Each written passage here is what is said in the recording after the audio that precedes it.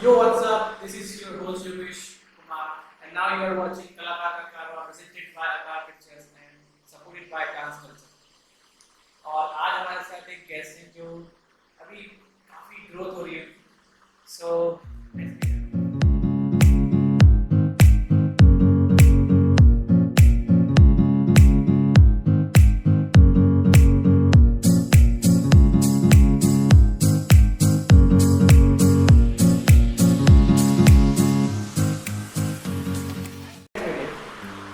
पूजा खंडे.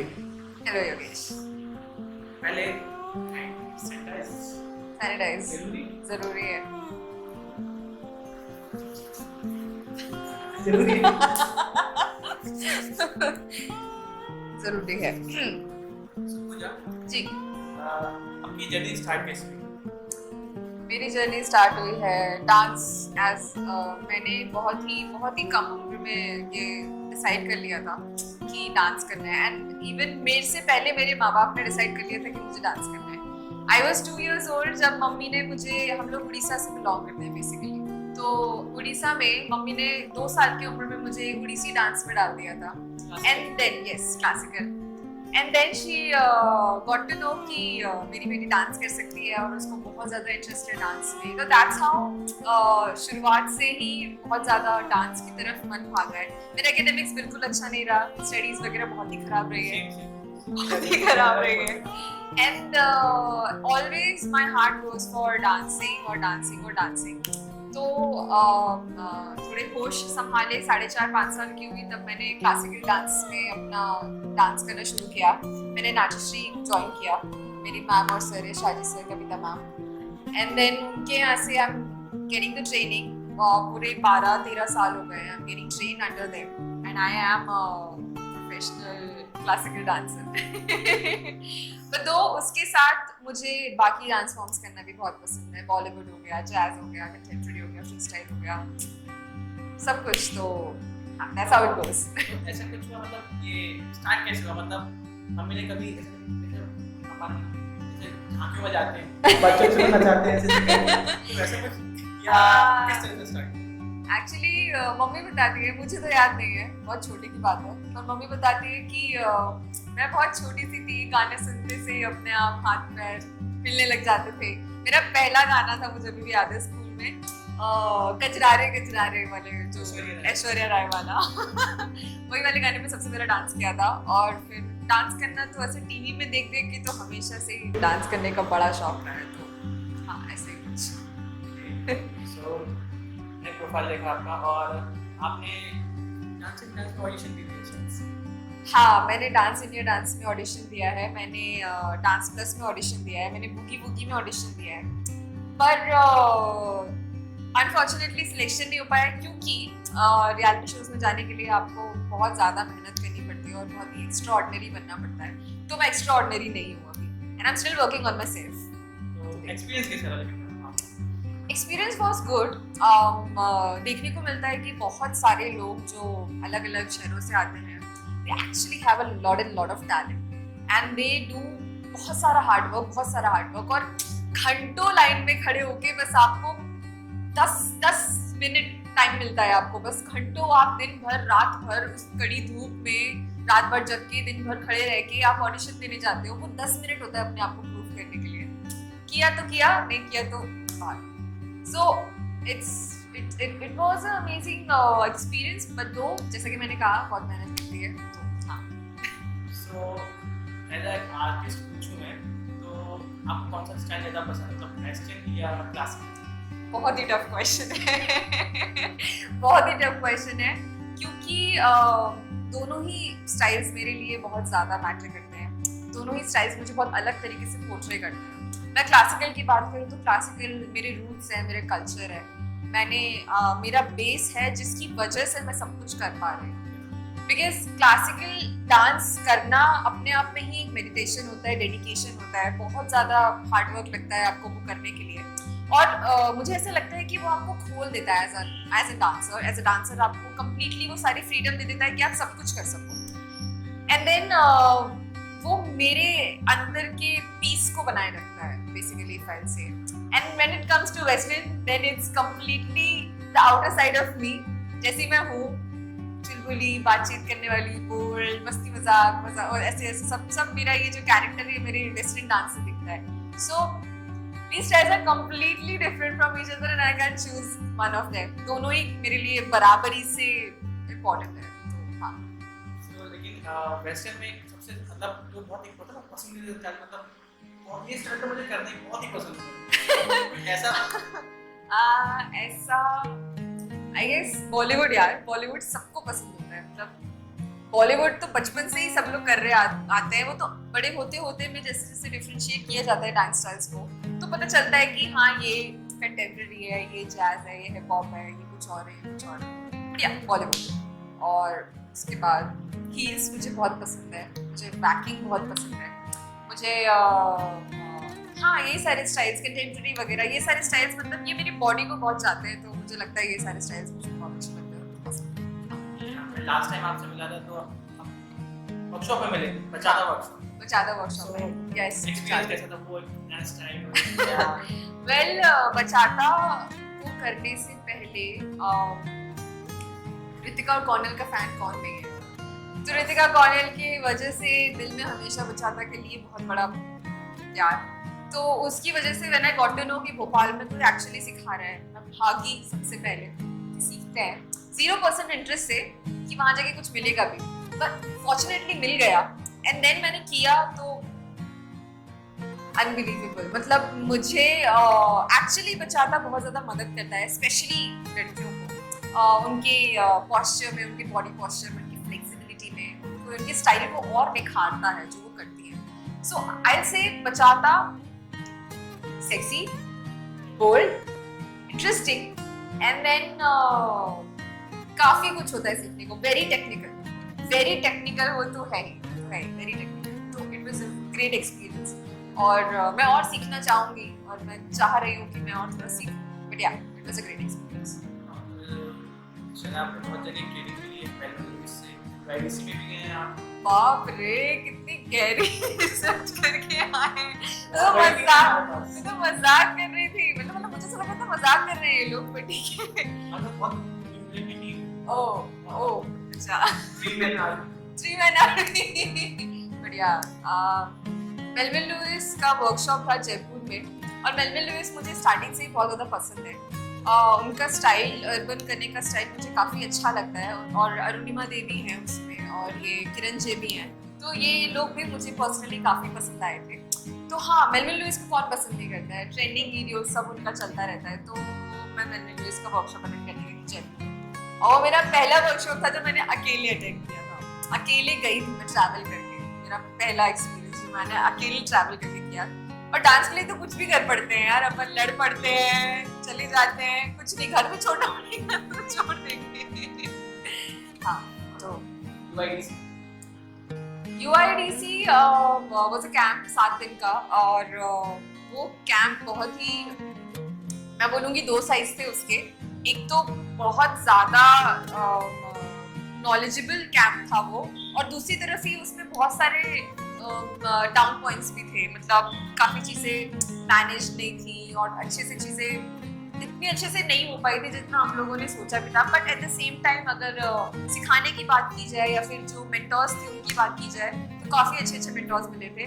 और उसी की वजह से मेरे को बैकिंग में, कंटेम्प्रेरी में और जैज में इन सब में इंटरेस्ट आया. वेस्टर्न स्टाइल में ज़्यादा इंटरेस्ट आया. तो या वो बहुत अच्छा कैंप था मेरे लिए, पर्सनली बहुत अच्छा कैंप था. मैं बहुत ज़्यादा नॉलेज गेन करके आई. यस. काफी बात हो गई, अब दूसरी मेन टॉपिक वाली बात करते हैं. जी बिल्कुल. आपने स्थापना दिवस में भी काम किया एंड बहुत सारे स्कूल्स में कोरियोग्राफी भी सिखाई है. हाँ. सो वहाँ का कैसा एक्सपीरियंस था एज अ कोरियोग्राफर और as a student, as a performer? Student तो मैंने जैसे बताया मैं नाट्यश्री की स्टूडेंट हूँ. तो फर्स्ट ऑफ ऑल इसमें मैं ये बोलूँगी, स्थापना दिवस की बात की जाए तो स्थापना दिवस मेरे लिए बहुत बड़ा प्रोग्राम था. वो एक्चुअली में काफ़ी बड़ा प्रोग्राम था और मुझे मित्री मैम के अंडर काम करने का एक्सपीरियंस बहुत ही अलग होता है, वो तो सबको पता हुआ है. एंड स्थापना दिवस वाज समथिंग जो मैंने बहुत ही अपने लाइफ में बहुत ही बड़ा कुछ देखा था। एंड दो मैं उस टाइम पे इतना शायद नहीं करती थी, लेकिन उसके करने के कंपैरिजन में मुझे वो प्रोग्राम मिला, that was a big deal for me. बहुत अच्छा एक्सपीरियंस था, बहुत बड़ा एक्सपीरियंस था। सबसे ज्यादा तो विशाल शेखर से मिलने की बड़ी खुशी थी मुझे। उनका कॉन्सर्ट देखा था हम लोगों ने काफी करीब से। तो पर्सनली मैं बोलूँ तो वो एक्सपीरियंस रातों रात दिन भर रात भर प्रैक्टिस करना, वहाँ पे रुके रहना और पूरे दिन प्रैक्टिस करते रहना और वहीं की तैयारियां होते रहना। ऐसा लग रहा था पता नहीं क्या हो रहा है, ये कौन सी जगह है, ये घर जाने का मन ही नहीं करता था बिल्कुल भी। हम लोग जाते थे सुबह मॉर्निंग में 6 o'clock प्रैक्टिस के लिए पहुंचते थे और रात में 1 बजे घर वापस आते थे। This is how the routine goes. काफी छोटा है। तो this is how the routine goes. और स्थापना दिवस करने वाले दिन ऐसा फील आ रहा था कि पता नहीं कहाँ परफॉर्म करने जा रहे हैं, क्या करने जा रहे हैं। स्टेज देख रहे हैं, स्टेज इतना बड़ा, स्लाइड्स वाइड्स ये वो। एक दिन पहले ही हमको पूरा उसका सब देखने को मिल गया था सेटअप। हमें तो ऐसा लग रहा था बस भाई जिंदगी सेट है, बस क्या कर लिया हम लोगों ने, बढ़िया है एकदम। स्थापना दिवस वाज अ वंडरफुल एक्सपीरियंस। और नाट्यश्री मेरा जो अकेडमी है उसकी वजह से मुझे, मैंने जैसे कि बोला ना कि दोनों स्टाइल्स ही अपने आप में बहुत अलग है। तो क्लासिकल डांस में थैंकफुली कि मुझे इतने अच्छे गुरु मिले हैं और उन लोगों ने मुझे मेरे डांस से इतना पुश किया मुझे। और मैं जो भी हूँ आज उन लोगों की वजह से, मेरे पेरेंट्स, मेरे गुरु, मेरे जो दोस्त हैं, सब लोग हैं, उन लोगों की वजह से। देन इट कम्स कि उन लोगों ने मुझे ऐसी बहुत सारी अपॉर्चुनिटीज दी है जहाँ पे मैंने अपने आप को प्रूफ किया है कि हाँ ये मैं करती हूँ, ऐसा मैं करती आ रही हूँ, या फिर मैं और क्या कर सकती हूँ। That's how स्थापना दिवस goes। और कोरियोग्राफीज की बात की जाए तो मैंने एज ए टीचर एक स्कूल में जॉब किया है। और कोरियोग्राफीज की बात की जाए तो मैं जिस स्कूल में पढ़ती थी, मानसरोवर पब्लिक स्कूल, वहाँ पे ही मुझे एज एन एक कोरियोग्राफर अपॉइंट किया गया। उन लोगों को मेरा काम इतना पसंद था कि उन लोगों ने एक स्टूडेंट को ही उठा के इंस्टीट्यूट की कोरियोग्राफर अपॉइंट किया। और उन लोगों ने एक फ्लैश मॉब ऑर्गेनाइज किया था।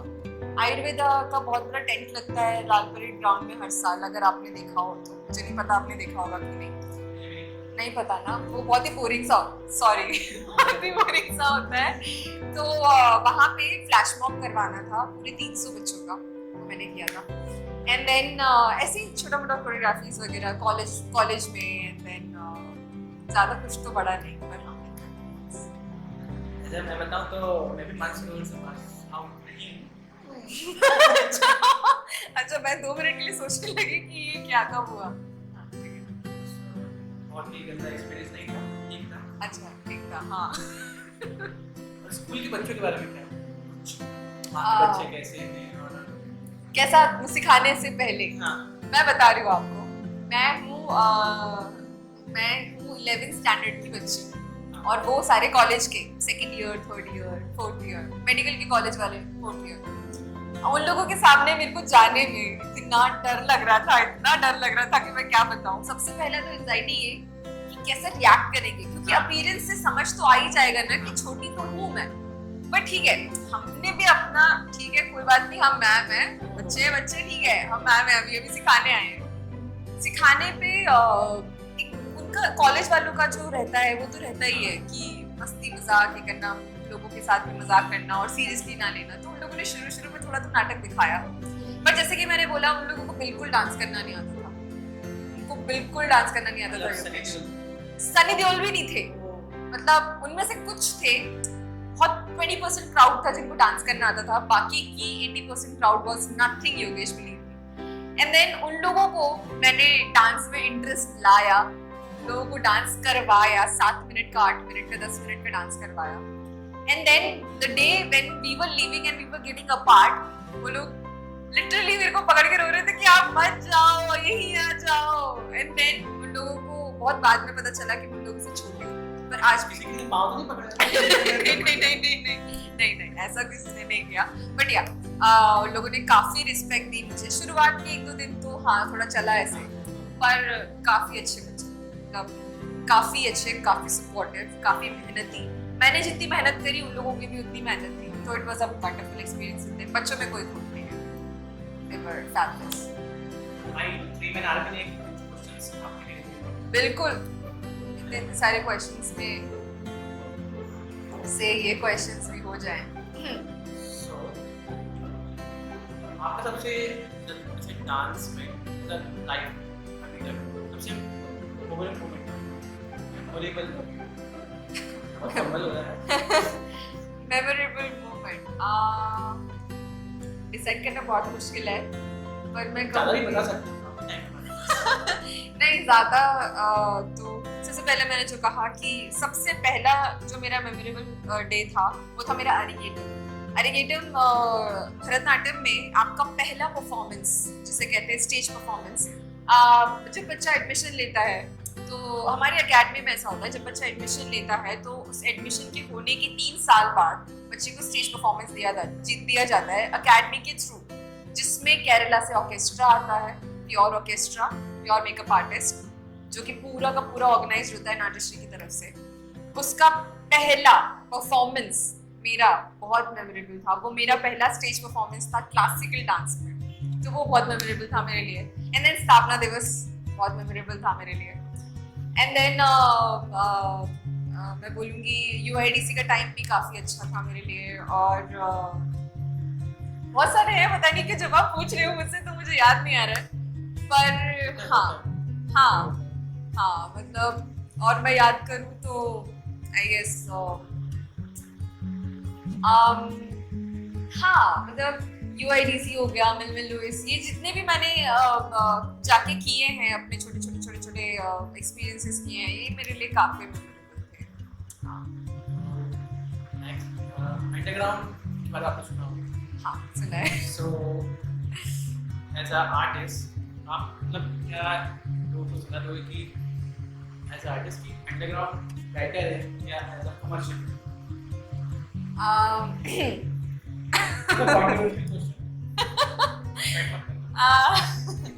मैं कहूँगी कि अंडरग्राउंड अपने आप में ही बहुत ज़्यादा प्रोफेशनल है, मतलब मुझे ऐसा लगता है बहुत ही प्रोफेशनल है। मेरा अंडरग्राउंड में उतरने का अब तक का एक ही कंसेप्ट रहा है, मैं अपने आप को इतना डिजर्विंग नहीं समझती कि मैं अंडरग्राउंड में उतर सकूँ। I really respect underground culture a lot, क्योंकि अंडरग्राउंड से ऐसे ऐसे आर्टिस्ट आए हैं जिन लोगों ने स्ट्रीट की, अर्बन की और ये सारे जितने भी डांस स्टाइल्स हैं जो ओल्ड स्कूल से आते हैं, इन लोगों की भाषा बदल रखी है और मैं अंदाज़ा भी नहीं लगा सकती कि वो लोग कितनी मेहनत करते हैं। एंड देन जो उनका डेडिकेशन है, जो कल्चर है, जो माहौल है, वो बहुत ही अलग है। तो आपको उतना उसके लिए केपेबल होना चाहिए, आपको उतना आपके अंदर वो बात होनी चाहिए कि आप अंडरग्राउंड में उतर जाओ। तो मैं यही समझती हूँ कि अंडरग्राउंड अपने आप में बाप है। तो मैं ये कहूँगी कि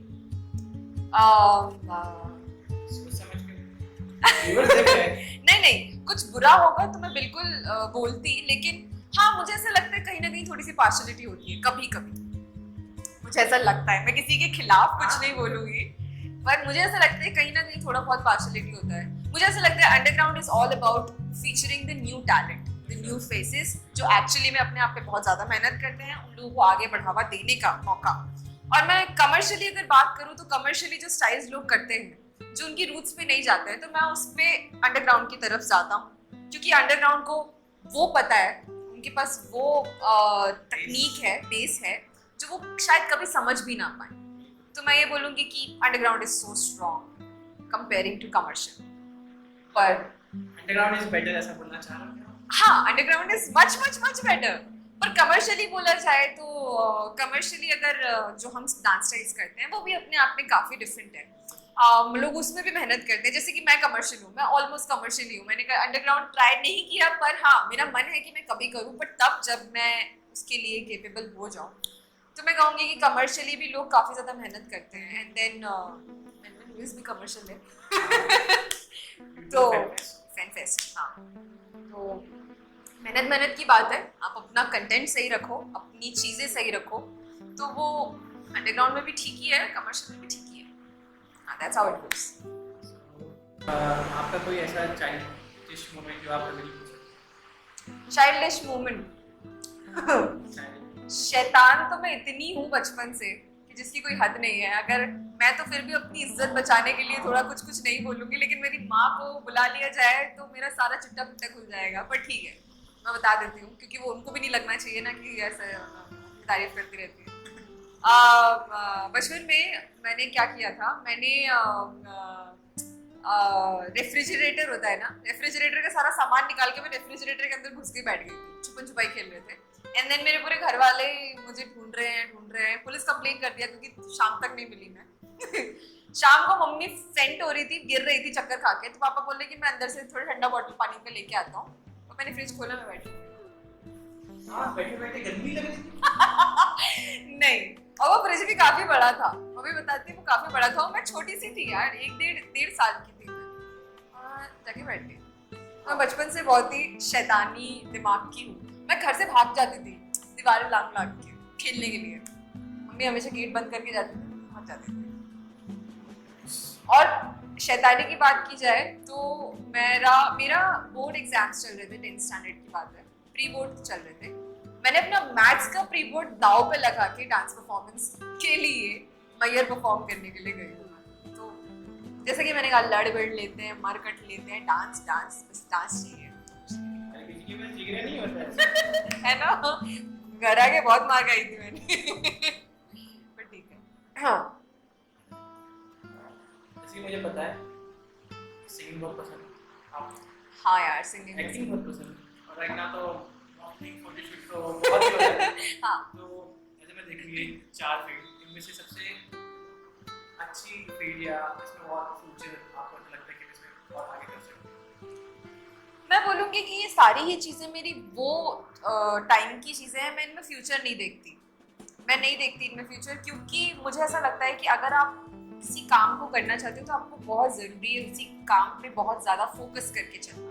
तो मैं ये सारी चीज़ें करती हूँ क्योंकि इंसान कभी कभी बोर हो जाता है एक ही चीज़ कर करके। तो कभी ये कर लिया, कभी वो कर लिया, कभी ऐसा कर लिया, कभी वैसा कर लिया।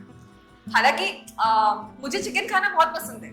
मुझे कभी भी चिकन लाके दे दो तो मैं खा लूंगी, लेकिन मैं हर रोज चिकन नहीं खाऊंगी ना। मैं हफ्ते में 2 बार, 3 बार, 4 बार, 5 बार, 4 बार खा लूंगी। लेकिन कभी 1-2 दिन तो मुझे कुछ दाल चावल, भिंडी की सब्जी, पनीर कुछ चाहिए होगा ना, मिक्स चाहिए थोड़ा सा। तो मैं कहूंगी कि मैं इनमें फ्यूचर नहीं देखती, पर हाँ कभी अपॉर्चुनिटी आए तो ट्राई करेंगे सिंगिंग में, आई गेस। तो मैंने बहुत वीडियो देखे, तो अगर 1-2 लाइन हो जाती क्या? एक दो लाइन शिट। कोई फेवरेट सॉन्ग आप बताओ ना, आपका कोई फेवरेट सॉन्ग? कोई सा भी। आई गेस अरिजीत सिंह सबको पसंद होगा। एंड देन उनका जो गाना है मलंग मूवी से, चल घर चले, वो भी सबका फेवरेट होगा।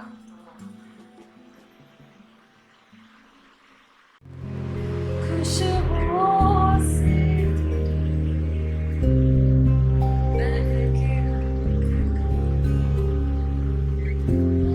दरो दीवार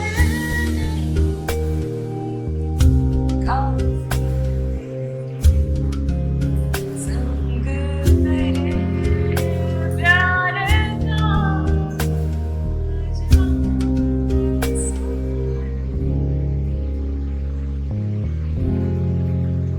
जिसमें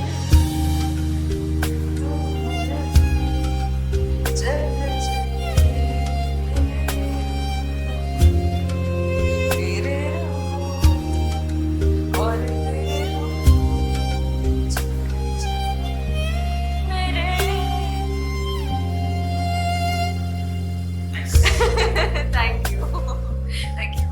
हाँ अभी शुरू में ये लाइफ बहुत ही राइट ना, हाँ, तो उसके बाद में कुछ एक्सपीरियंस जैसे लाइक्स आते हैं और लोग नेगेटिव कमेंट भी करते हैं, पॉजिटिव मैं ये बोलूँगी कि मेरे पिक्चर्स को लेके और शायद जो मैं काम अभी कर रही हूँ रिसेंटली, ये बिल्कुल अनएक्सपेक्टेड है। लोगों ने कभी मुझसे एक्सपेक्ट नहीं किया था कि मैं मॉडलिंग करूँगी या फिर मैं इसमें जाऊँगी, क्योंकि मैंने खुद भी एक्सपेक्ट नहीं किया था। ये बहुत ही रैंडम सी बात है, मैं आपको बताती हूँ। मैं लॉकडाउन में बहुत ही ज़्यादा आलसी होके और बहुत ही ज़्यादा होपलेस होके पड़ी रहती थी घर में। उसके बीच में बहुत रैंडमली मुझे फोटोग्राफर का कॉल आया and then he asked me कि मैंने आपका प्रोफाइल चेक किया and you are very photogenic, तो मुझे आपका फेस चाहिए अपने एक मुंबई के पोर्टफोलियो के लिए और मुझे आपको कैप्चर करना है क्योंकि मुझे ऐसा लगता है कि आप जैसा आपका जैसा बॉडी स्ट्रक्चर है और जो आपका डस्की स्किन कलर है मुझे परफेक्टली जाएगा मेरे कंटेंट के लिए। तो मैंने उनको पहले ही बोला, मैंने बोला देखो भाई मैं मॉडल नहीं हूँ, मैं मॉडलिंग करती भी नहीं हूँ और मुझे भी नहीं पता, मुझे पता भी नहीं है कि कैसे क्या करते हैं, तो आप लोग मुझे कुछ भी नहीं आता है। एंड देन ही सेड कि कोई प्रॉब्लम नहीं है, आप बस आना, अपन करेंगे, मैं सब बता दूँ। एंड देन पिक्चर्स क्लिक करवाना किसको पसंद नहीं होता है और लड़कियों के लिए तो कितना ही ये बड़ा ट्रेंड है, वो तो आप बिल्कुल भूल ही जाओ इस बात को। तो ये ऐसा गया कि हमने उनसे बात करी और फिर उसके बाद हमने ये किया और फॉर्चुनेटली काफ़ी ज़्यादा अच्छा रिस्पॉन्स आया लोगों का। काफ़ी ज़्यादा लोगों ने बोला कि पिक्चर्स बहुत अच्छी आई हैं, बहुत अच्छा हुआ है, बहुत ही ज़्यादा अच्छा लग रहा है करके। एंड देन यही चीज़ थोड़ा सा आगे बढ़ा और उसके बाद मैं स्पेसिफिकली ग्लैमरस होना बहुत पसंद करती हूँ। तो मैं बहुत फ्रैंकली होकर ये बात बोलूँगी कि लोग बोलते हैं कि तुम इतना बोल्ड कैसे कर सकती हो, तुम इतना छोटे कपड़े पहन के कैसे फोटोज खिंचवा सकती हो, तुम ऐसे कैसे कर सकती हो, वैसे कैसे कर सकती हो। मुझे ऐसा लगता है कि आपका उस चीज़ में कंफर्टेबल होना ज़रूरी है और वो आपके ऊपर डिपेंड करता है कि वो गलगल जाएगा या नहीं जाएगा कंप्लीटली। तो जैसा कि आपने बोला कि कैसे कमेंट्स आते हैं, कैसे लाइक्स आते हैं, डेफिनेटली मैं इतना सा शॉर्ट्स पहन के अगर फोटो खिंचवाऊं तो कोई भी लड़की को 400-300 लाइक्स तो आराम से मिल जाएंगे। तो उसमें लाइक्स का तो कोई फंडा नहीं है। मैं ये कहूँगी कि कमेंट्स की बात की जाए तो काफ़ी अच्छे कमेंट्स भी आए हैं, काफ़ी बुलिंग कमेंट्स भी आए हैं। ये तो इंस्टाग्राम का एल्गोरिथम ही है कि ये लोगों की हरकतें ही हैं। मुझे बहुत सारे ऐसे अब्यूज मैसेजेस भी आए हैं कि ब्यूटीफुल पिक और बहुत कुछ तो मैं ऐसे ऑन स्क्रीन बोल भी नहीं सकती, आप समझ गए होंगे। देन मैसेजेस भी ऐसे कि आप ये इसमें बहुत अच्छे लग रहे हो, ऐसे बहुत है, आप मेरे से बात कर लो, मेरा व्हाट्सएप नंबर ले लो, ऐसा कर लो, वैसा कर लो। काफ़ी वल्गर, काफ़ी ज़्यादा बुरे, पर in the end of the day you know what you have to do and that's what I believe कि किसी के कहने से कोई फर्क नहीं पड़ता। जो आप करना चाहते हो, जो आप करना पसंद करते हो, वो आप आराम से करो। एंड देन मुझे ये भी पता चला कि मैं ये भी कर सकती हूँ। तो मॉडलिंग इज समवट मैं बोलूँगी कि एंगेजमेंट एज एन आर्टिस्ट, अगर आप आर्टिस्ट हैं तो आपके प्रोफाइल पे एंगेजमेंट होना बहुत ज़रूरी है क्योंकि आपका पहला लुक, आपका पहला रेफरेंस आपका सोशल मीडिया अकाउंट ही देता है। मुझे ऐसा लगता है आप अपनी पर्सनल लाइफ में बहुत मेहनत कर रहे हो, वो बहुत अच्छी बात है, लेकिन आप क्या मेहनत कर रहे हो वो लोगों को दिखाना बहुत ज़रूरी है। तो मुझे ऐसा लगता है कि that's how Instagram and social media thing goes. And then I have a YouTube channel too. तो यूट्यूब तो आजकल ट्रेंड में ही है, सबको यूट्यूब चाहिए होता है, but trust me with this, YouTube के साथ काम करना it's not easy at all. आपको अच्छे कपड़े पहनना है, आपको अच्छा लोकेशन चाहिए, आपको कैमरे पे पैसा खर्च करना है, आपको अच्छी कोरियोग्राफी बिठानी है, क्योंकि आप अगर जाओगे यूट्यूब की दुनिया में तो लोग क्या काम कर रहे हैं, क्या काम कर रहे हैं और क्या काम कर रहे हैं, तो दोनों ही चीज़ें हैं। एंड देन मैनेज करना बहुत मुश्किल होता है, प्लस आपको बहुत रेगुलर होना पड़ता है। अगर आपको चाहिए कि आपका ग्रोथ हो तो मैं ये बोलूँगी कि रेगुलरिटी दोनों चीज़ भी ज़्यादा इंपॉर्टेंट है, बहुत ज़्यादा इंपॉर्टेंट है। That's how it goes. और हाँ बस इतना ही, और तो कुछ नहीं।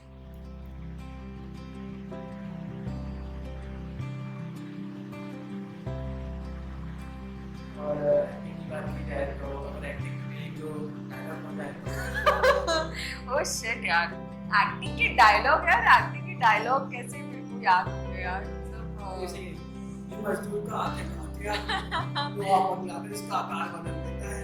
वेल ये डायलॉग तो नहीं आता है मुझे ऐसे, मतलब पर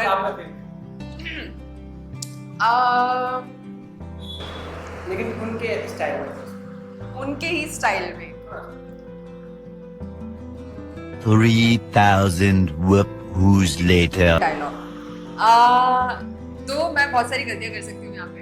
पर मारी मारी 2 और मारी जो मूवी है धनुष की और साई पल्लवी की, वो मेरी बहुत ज़्यादा फेवरेट रही है। और शायद अगर आपने नोटिस किया हो तो मैं south Indian music, south Indian style, south Indian dialogues पे बहुत ज़्यादा फोकस करते हुए चलती हूँ, क्योंकि मेरा बहुत इंटरेस्ट है, मुझे बहुत इंटरेस्टिंग लगता है ये। तो मारी मूवी का ही ये जो डायलॉग है जिसमें साई पल्लवी का इंट्रोडक्शन वीडियो है, जिसमें वो ऑटो चलाती हुई टेढ़ी होते हुए आती है, देन उसका डायलॉग है, ठीक है, मेरे को थोड़ा सा अंदर लाना पड़ेगा, मतलब मैं बिल्कुल वैसा तो नहीं कर सकती, पर ठीक है। हाँ, ये ड्राइविंग का स्टाइल अपन राउडी बेबी से ही सीखा है। ये जान, तेरे से मिलने के वास्ते अपन 4 कस्टमर को रास्ते में ही छोड़ दिया, सारे सिग्नल तोड़ के अपने डार्लिंग से मिलने के वास्ते छिपकली को यहाँ पे दौड़ी चली गई। तो अच्छा है। बस हाँ यार, मतलब इतना ही हो पाएगा। आई एम सो सॉरी, बहुत ओवर एक्टिंग कर दी मैंने, पर ठीक है। ओके, हाँ, कुछ पेपर्स हैं जिसमें एक में आपको फीडबैक लिखना है, या एक में हम तीनों के लिए इक्वल क्वेश्चंस भी हो सकते हैं, या एक ही क्वेश्चन। या I'll do it for sure। और ये करना बहुत ज़रूरी है, क्योंकि आप लोग एक बहुत ही ज़्यादा अच्छा इनिशिएटिव ले रहे हैं। And then I will say कि इसमें बहुत ज़्यादा मेहनत भी लगती है, एंड देन आप अपना टाइम इन्वेस्ट कर रहे हो, आप अपना इसमें काफ़ी सारा आइडियाज़, सारा आपका जो भी प्लानिंग प्लॉटिंग है, मैं समझ सकती हूँ, मैं एक अंदाज़ा लगा सकती हूँ कि आप लोगों ने इसके लिए कितनी प्लानिंग की। सो आई रियली विश ये सक्सेसफुल हो, एंड देन हम फिर से मिले ऐसे ही बातें करते हुए। मुझे दिखना चाहिए। अच्छा, आपको नहीं दिखना चाहिए, ठीक है, मैं नहीं दिखा रही हूँ आपको। मैं क्या लिखूँ इसमें? 1 hour later. जो हमारे क्वेश्चंस हैं वो इसमें रखने हैं, ओके, तो मैं क्वेश्चन को हमने देखे बस। हाँ, बिल्कुल आपको नहीं दिखा दिखाऊंगा। छोड़ देंगे, हाँ, ठीक है, अच्छे से फोल्ड कर देंगे। बिल्कुल मैं अच्छे से होल्ड करूँगी इसे।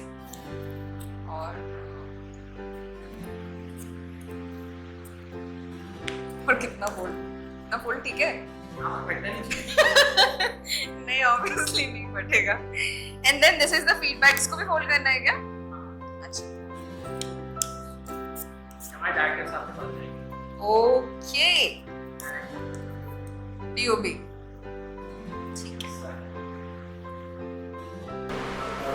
थैंक यू पूजा, आपके इतना कीमती वक्त देने के लिए। Oh my God, come on, don't do the formalities. मैं ये बोलूँगी कि मुझे बहुत अच्छा लग रहा है ये करके। एंड देन मैं ये बताना चाहूँगी कि ये मेरी लाइफ का पहला ऐसा इंटरव्यू है, तो ये मेरे लिए हमेशा ही बहुत स्पेशल रहेगा। जब भी, हाँ, मैं कभी अगर बाय गॉड अगर मैं कभी भी कोई अच्छा इंटरव्यू देती हूँ या कुछ भी देती हूँ, तो मेरे मन में हमेशा ये, जैसा आप लोगों ने पूछा ना, कोई स्पेशल, तो ये मेरे लिए बहुत स्पेशल रहेगा। ये मेरा पहला इंटरव्यू है मेरे इतने प्यारे दोस्तों के साथ। And then you guys are doing such a great job कि आप लोग ये इनिशिएटिव ले रहे हो भोपाल जैसी इस जगह पे। I am very happy. And then मैं ये विश करती हूँ कि आपका ये वीडियो काफ़ी चले, एंड देन आपका यूट्यूब चैनल बहुत बड़ा हो जाए और आप लोग बहुत बड़े हो जाओ, और बहुत ही बड़े आर्टिस्ट टू आर्टिस्ट सपोर्ट करें हम सब एक दूसरे को। And wonderful, you guys are wonderful, great work and keep doing the good work. हमारे व्यूअर्स के लिए एक बार प्लीज अपना एक्सपीरियंस बता दो या फिर अपना फीडबैक बता दो। Guys, I really from the bottom of my heart, these guys are close to me, and Ashwin and Yogesh are especially, and Neeraj, these guys are actually मेरे बहुत अच्छे दोस्त हैं। And then you have to understand this कि आप जब भी एक आर्टिस्ट को सपोर्ट करते हो तो कहीं ना कहीं हम एक अच्छी वाइब बनाते हैं अपने आसपास, और अच्छे आर्टिस्ट को, अच्छे लोगों को सपोर्ट करना अच्छा होता है। मुझे ऐसा लगता है आप उनको करोगे वो आपको करेंगे, ऐसे ही सब एक दूसरे को करेंगे तो सब कुछ अच्छा हो जाएगा। So guys keep supporting these people are doing lots and lots of hard work, and बहुत प्यारे हो आप लोग यार। ज़्यादा आपकी दुआ मेरी दुआ यार, आप लोगों की दुआ होनी चाहिए मेरे साथ। Please subscribe to this channel, please subscribe to the channel Dance on Beat Official, and do not forget to share the video, do not forget to watch the video. And they have their Instagram account. You can also follow them on Instagram with the name Dance on Beat Official. This is Yogesh. The cameraman is Ashwin, and we have one person missing here, and we really miss you, Neeraj. And yeah, that's it. Keep supporting, keep loving. Happy YouTube, guys.